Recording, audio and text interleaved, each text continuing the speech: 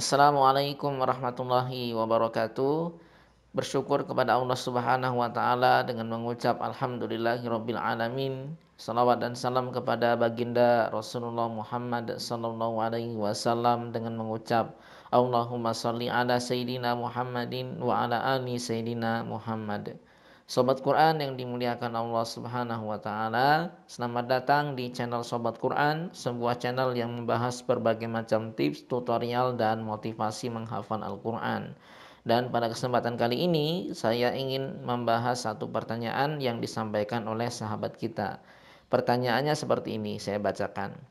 Kalau udah hafal 15 juz sehari, berapa juz? Karena saya sehari 6 juz, biar lancar gimana? Karena kalau diulang-ulang melihat Al-Quran, kalau nggak lihat Al-Quran itu nggak lancar. Nah, intinya teman kita ini punya hafalan 15 juz, akan tetapi hafalannya kualitasnya nggak bagus.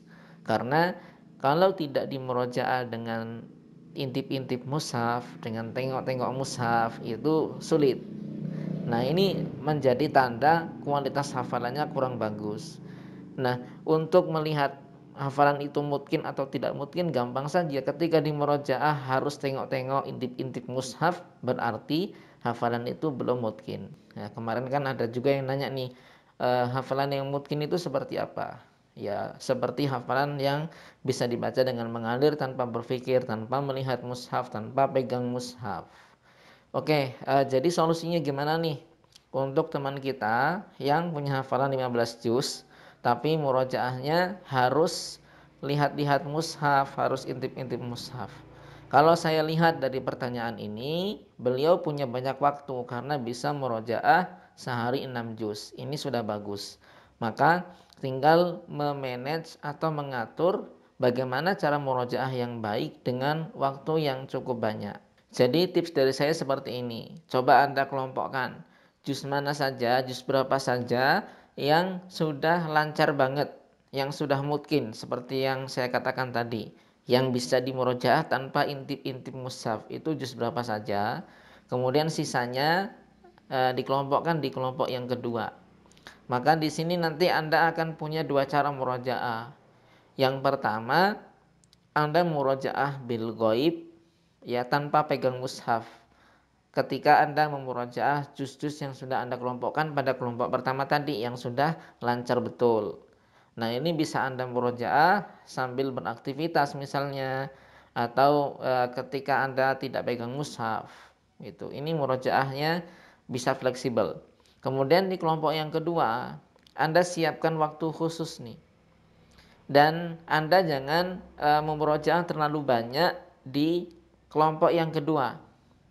Kalau misalnya Anda bisa murojaah 6 juz per hari, misalnya yang lancar banget ada 5 juz, kemudian yang masih intip-intip mushaf itu 10 juz. Berarti sehari Anda murojaah 5 juz yang sudah mungkin plus 1 juz yang masih intip-intip. Tapi murojaah yang intip-intip ini dilakukan di waktu khusus yang Anda bisa konsentrasi penuh, yang bisa Anda fokus di dalamnya. Jadi murojaahnya nanti seperti Anda melancarkan hafalan yang baru Anda hafalkan. Kan sebelum Anda setorkan ke Ustadz itu biasanya dilancarin dulu tuh hafalan barunya. Nah, Anda satu hari fokus melancarkan satu juz yang masih intip-intip. Kalau bisa diulang beberapa kali, diperhatikan, jangan terburu-buru. Kalau misalnya Anda macet nih, jangan terburu-buru ingin melihat mushaf. Anda latih untuk berpikir terlebih dahulu, jangan tergoda ingin cepat tengok mushaf. Misalnya yang tidak lancar itu juz 2. Saya contohkan misalnya, sayakunus sufaha'u minan nasi ma wallahum an qiblatihim allati kanu 'alaiha. Nah, sampai di sini macet nih. Biasanya kan Anda langsung tengok mushaf, melihat apa sih lanjutannya. Nah, dalam kasus ini, ketika Anda ingin meningkatkan kualitas hafalan Anda, jangan terburu-buru ingin tengok mushaf, tapi Anda pikirkan dulu kira-kira apa. Setelah Anda ingat, ya bagus, berarti bisa lanjut. Tapi kalau sudah berpikir mentok, nggak ingat-ingat, baru Anda lihat mushaf. Dan ketika Anda lihat mushaf juga ngelihatnya jangan buru-buru.